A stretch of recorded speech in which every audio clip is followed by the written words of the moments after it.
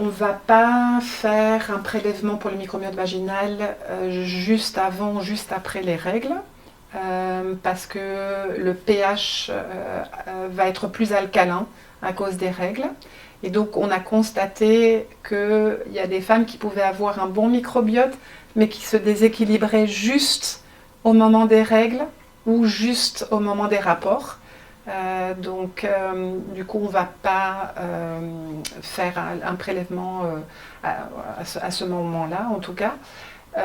Après, il y a plein de facteurs au niveau de l'hygiène qui peuvent influencer le microbiote vaginal. Et donc, on va éviter de faire des douches vaginales.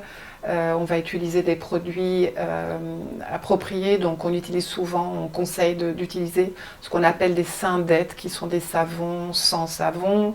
On déconseille l'épilation définitive aussi, l'utilisation de serviettes hygiéniques de manière quotidienne. Voilà, donc il y a plein de choses qui peuvent perturber. Alors voilà, mais concernant le prélèvement, c'est surtout on évite de faire le prélèvement aux alentours des règles et voilà, à distance de rapport, c'est mieux parce qu'on sait, en effet, il y a eu une publication, je pense que c'est de 2024, qui montre qu'il y a des microbiotes qui sont en eubiose tout le temps, il y en a qui sont en eubiose la plupart du temps avec des petites perturbations comme ça ponctuelles.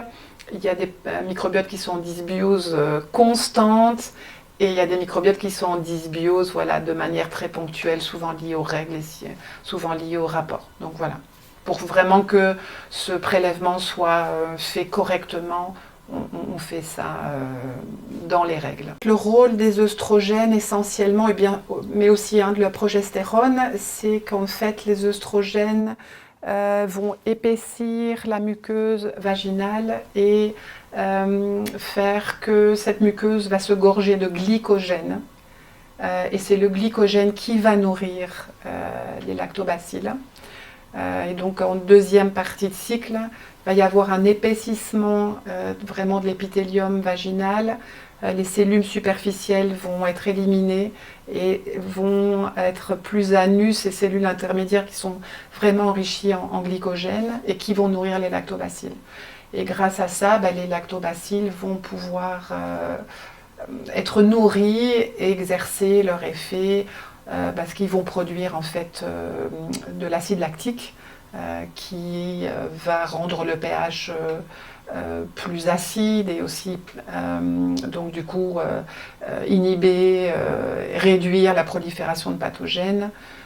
Les lactobacilles vont aussi rentrer en compétition au niveau de la muqueuse vaginale vis-à-vis des nutriments, vis-à-vis de l'adhésion par rapport aux pathogènes.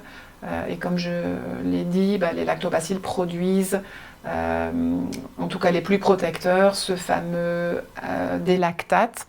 Alors il y a deux formes d'acide lactique, il y a le délactate qui est plus acidifiant, le L-lactate qui est moins acidifiant, mais aussi les lactobacilles produisent des bactériocines, produisent du peroxyde d'hydrogène pour certains, et puis ils vont aussi agir sur l'immunité locale.